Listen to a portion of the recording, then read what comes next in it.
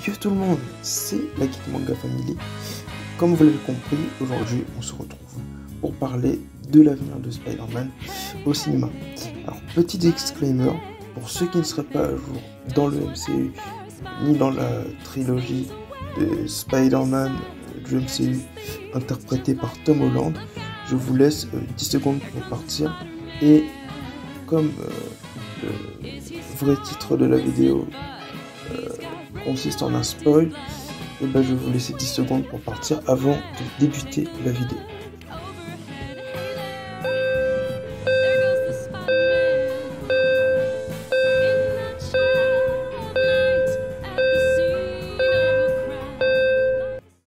Donc le disclaimer étant passé, je peux considérer qu'on peut commencer la vidéo. Donc pour commencer cette vidéo, vous n'êtes pas sans savoir que dans Spider-Man No Way Home, Andrew et Tobey ont fait leur grand retour dans ce troisième volet du Spider-Man de Tom Holland et ont justement guidé celui-ci à devenir le Spider-Man. Enfin, peut-être pas le meilleur, mais en tout cas une version plus optimisée de Spider-Man, notamment leur point commun sur la phrase un grand pouvoir implique de grandes responsabilités, tout ça, et mieux le faire comprendre cette phrase. Du coup, et moi, personnellement, petite réflexion personnelle, je trouve vraiment que l'intervention des trois Spider-Man dans ce film est vraiment bien gérée. Après, il y en a qui disent, ouais, un simple caméo. Moi, mon avis étant que je trouve que ce caméo, ces deux caméos sont quand même assez bien amenés. Voilà. Donc, le vrai titre de la vidéo, c'est plutôt quel est l'avenir du Spider-Man d'Andrew au cinéma. Voilà. Plus généralement, voilà, c'est ça le titre du coup.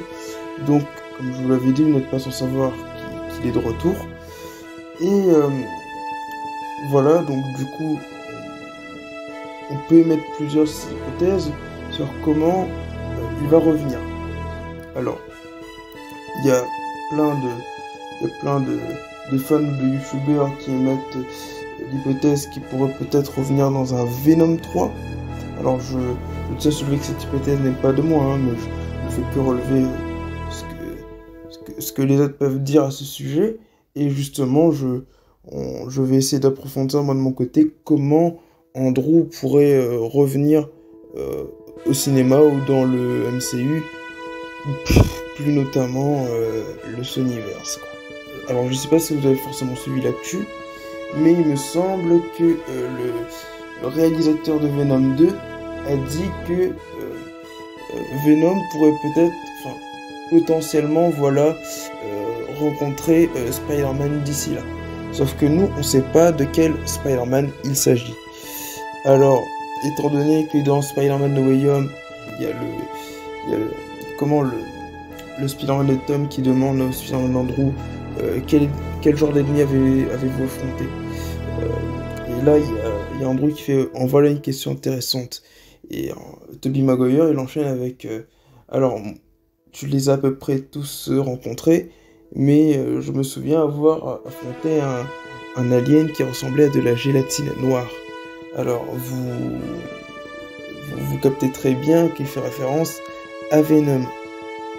Et là, il y a Andrew qui regarde d'un air un peu surpris, et il y a le Spider-Man de Tom qui dit moi aussi j'ai affronté un alien sur Terre et dans l'espace.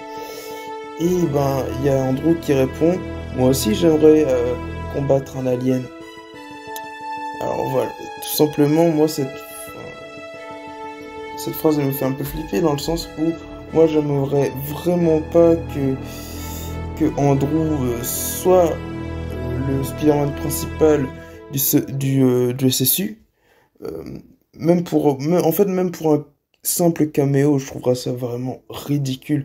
Pour moi, ça aurait aucun intérêt de juste voir le Spider-Man d'Andrew se battre contre Venom, parce que vous savez, dans les comics ou même dans l'histoire de Spider-Man en général, quand Venom affronte Spider-Man, il n'affronte pas que Spider-Man. Il y a une raison, c'est à sa haine contre Spider-Man, c'est que le porteur du Venom Eddie Brock, oui, le porteur de basse c'est Eddie Brock, ils ont un point commun, leur haine contre Spider-Man.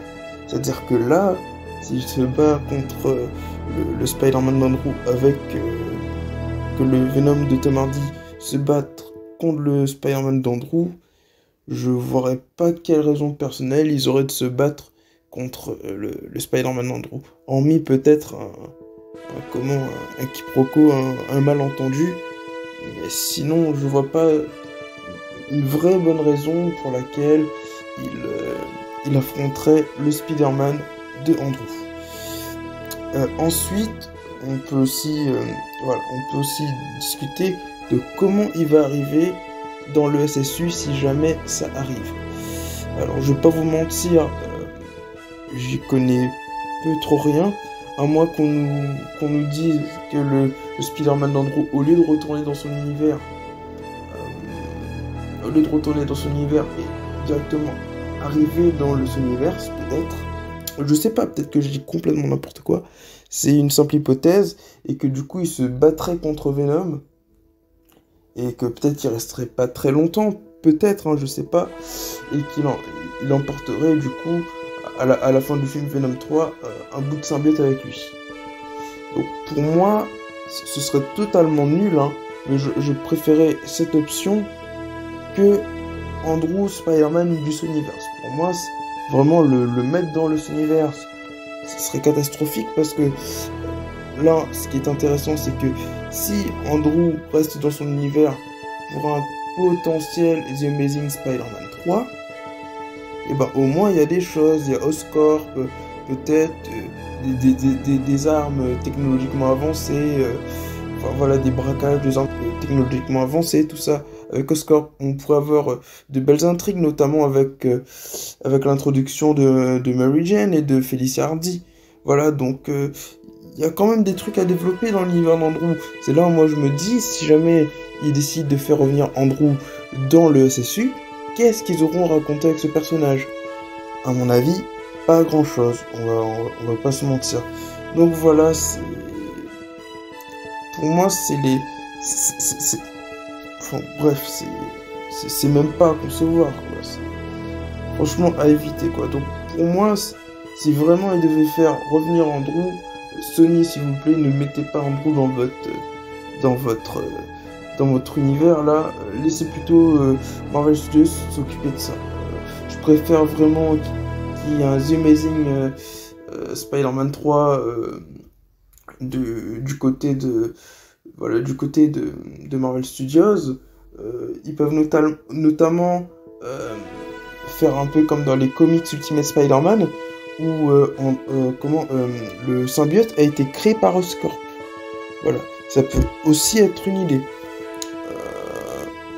Tout simplement. Donc voilà, moi franchement, non, pour moi le Sonyverse, non merci, je ne veux pas d'Andrew dans ce Sonyverse. Et comme je vous l'avais dit, dans ce troisième volet de The Amazing Spider-Man 3, on pourrait développer Felicia Hardy, tout ça Oscorp, les armes technologiquement avancées, peut-être poursuivre le recrutement des Sinister Six, mais des vrais Sinister Six de l'univers d'Andrew et pas un Sinister Six du multivers ou voilà quoi. Enfin je veux dire genre El Muerto dans les Sinister Six, ça fait 2 minutes. Si c'est comme ça, Sony ils vont nous faire un film sur la grande roue. Voilà, je pense qu'on est tous hypés. On attend vraiment tous le film sur la grande roue, franchement. Ou encore le piégeur. Voilà, le piégeur. Franchement, voilà. On ne demande que ça, on est hypé. Enfin, lol, c'est pas vrai, quoi. Enfin, bref. Je voulais aussi, voilà, pour terminer, pour passer sur un autre sujet, c'est comment Sony pourrait introduire leur Spider-Man. Alors, je dis bien, il est possible qu'il y ait un Peter Parker dans cet univers. Je ne le sais pas. On n'a aucune info dessus. Là, c'est de la pure spéculation. Il est possible qu'il y ait un Peter dans cet univers. Et bon, vous savez, El Muerto, c'est un catcheur normalement. Quel est le premier ennemi que Spider-Man affronte dans les comics? Un catcheur. peut-être qu'on pourrait justement avoir l'introduction de Spider-Man dans le film El Muerto. Pourquoi pas, avant que El Muerto acquiert ses pouvoirs. Salut, salut, c'est le mois du montage.